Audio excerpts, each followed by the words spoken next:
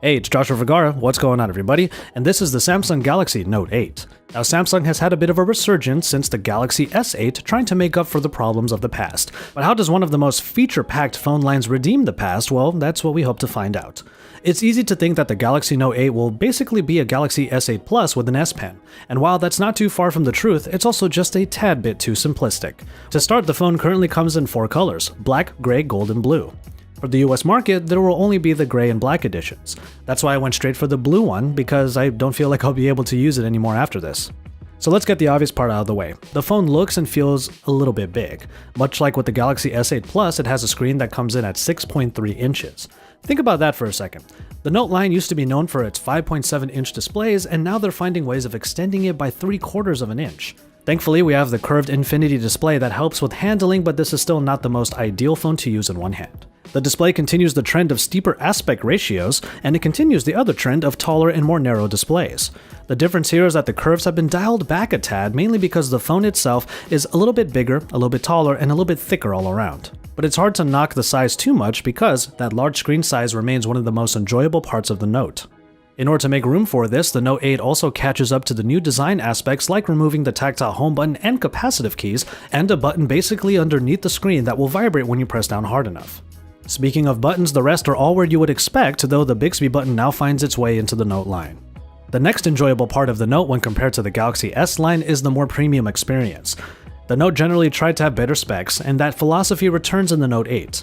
There's one obvious spot of discretion, however. The battery is 3300 mAh. While we always would prefer a bigger battery for better longevity, we also kind of understand what the motivations were here. The Snapdragon 835 keeps the phone as updated as it should be, but 6GB of RAM is the real big story here. This is the first time that Samsung is going past the 4GB mark for all of the devices across its release. And that 6GB of RAM should be able to help with a lot of features like the Edge UX. It gets one useful update for the multitaskers out there. Users have told Samsung that due to the large screen, multi-window has been utilized a bunch. For those users, the Note 8 adds in dual app shortcuts called App Pair. They can be created in the home screens or nestled in the edge panels for easy access. And they open up 2 user-defined applications at once in multi-window automatically. There are a lot of different combinations that would help with multitaskers out there, like the calendar and the email app, or in my case, pretty much YouTube and anything else. Which brings us to the S Pen, the main extra for any Note device.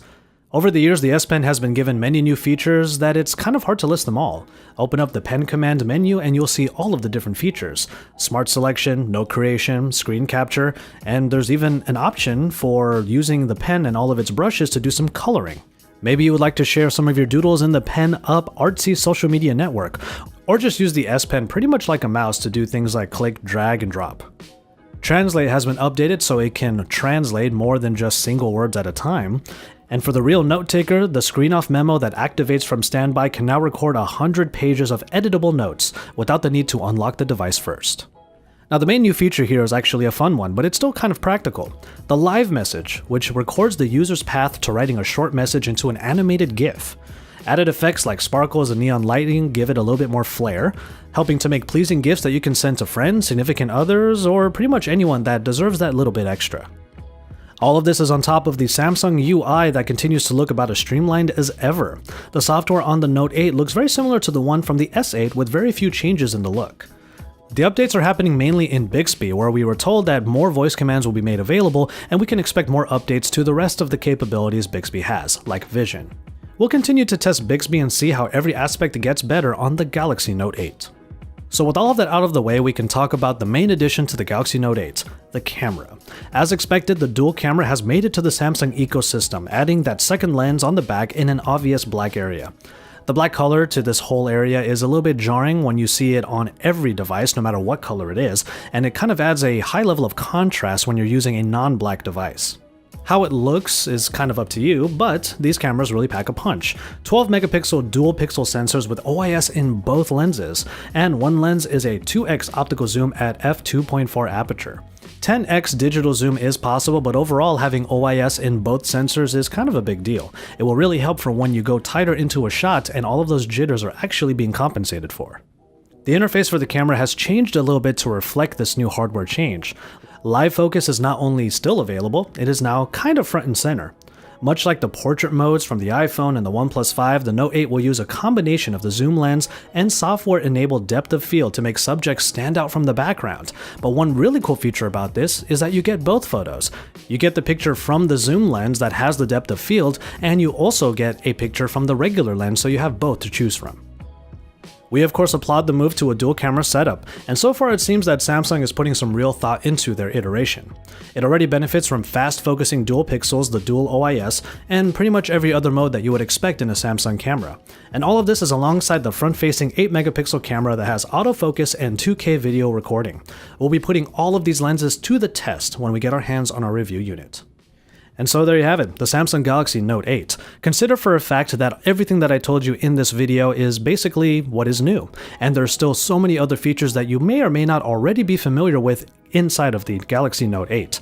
So far, the Galaxy Note 8 manages to be just slightly larger than its predecessor, but much bigger and badder in every other area that truly counts.